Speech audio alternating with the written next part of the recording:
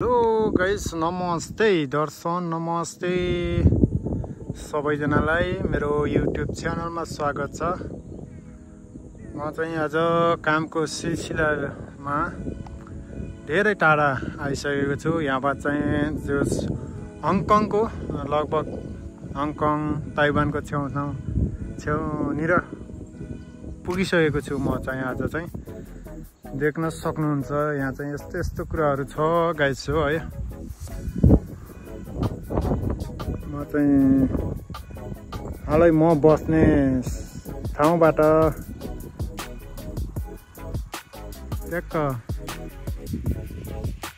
35 minute पानी जाँचबाट आज बिहानै आएर यो ठाउँमा काम गरिरहेको छु र म चाहिँ यहाँ छु। हाई गाइस हो है।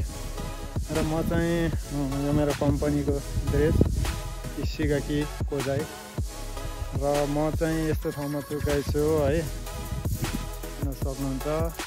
र एकदमै मौसम चाहिँ खराब छ, तर त्यही पनि मैले भिडियो बनाएर भिडियो चाहिँ यस्तो राम्रो छ। यो भिडियो अन्तिमसम्म हेर्नु होला है। यस्तो यस्तो खालको रुखहरू छन् यहाँ चाहिँ। के हो यो होइन, यो एउटा सानो टापु हो यो चाहिँ होइन। म बस्ने ठाउँबाट 30-35 मिनट पानी जहाजबाट यो ठाउँमा आउँछ र एउटा सानो टापु छ यहाँ चाहिँ। यो देखिने घरहरू चाहिँ होटेलहरू रहेछ, टुरिस्टहरू घुम्ने एरिया हो यो चाहिँ। एकदमै राम्रो ठाउँ छ यो। यस्तो मजाको बनाएको छ जापानले होइन। यो कुना यो समुद्रको एउटा सानो टापु पनि छोडेको छैन जापानले विकास गर्नको लागि। कति पैसा भएको यो जापानसँग। यसरी सब कुनादेखि लिएर समुद्रको एउटा सानो टापु सब विकास, सब टुरिस्टहरूलाई चाहिँ, टुरिस्टहरू यहाँ के हेर्न आउँछन्। यसरी यहाँ आएर यत्र होटेलहरू बनाएको छ यहाँ देख्न सक्नुहुन्छ। यो होटेलहरू हो। यहाँबाट मान्छे कोही पनि छैन। म चाहिँ यहाँ कामको सिलसिलामा अब भर यसो रेस्ट टाइममा भिडियो बनाइरहेको छु र यस्तो मजाको भ्यू देखिन्छ यहाँबाट है। उता चारैतिर चाहिँ समुद्र छ। एउटा सानो टापुमा चाहिँ म यसरी भिडियो खिचिरहेको छु र यो भिडियोलाई लाइक गर्नु होला, कमेन्ट गर्नु होला भन्न चाहन्छु। कस्तो लाग्छ भिडियो कमेन्ट गर्नु होला।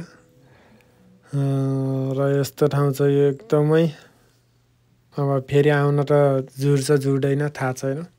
र आएको बेलामा एउटा यो ठाउँमा पनि गएको थिएँ भनेर चाहिँ एउटा भिडियो चाहिँ बनाइहाल्न मन लाग्छ मलाई चाहिँ है। यस्तो सुन्दर देखिन्छ यहाँबाट, तर मौसम चाहिँ एकदमै खराब गरेको छ। त्यही पनि अझ मौसम सफा गरेको भए अझ राम्रो हुने थियो भिडियो चाहिँ है। त्यही पनि ठिकै छ। जहाँसम्म साथ दिन्छ त्यहीसम्म नै गर्नुपर्छ मान्छेले होइन। मैले आज यहाँसम्म मौका पाएँ र मैले यहाँसम्म एउटा भिडियो खिच्न सफल भएँ।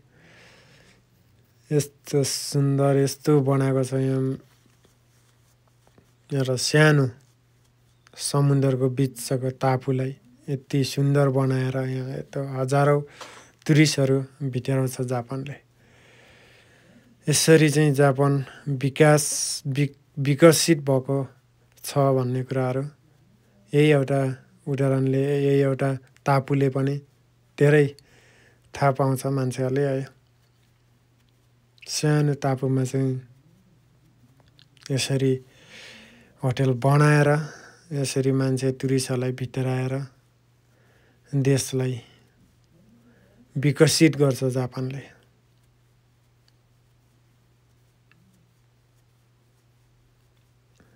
मौसम चाहिँ आज एकदमै नराम्रो छ। त्यही पनि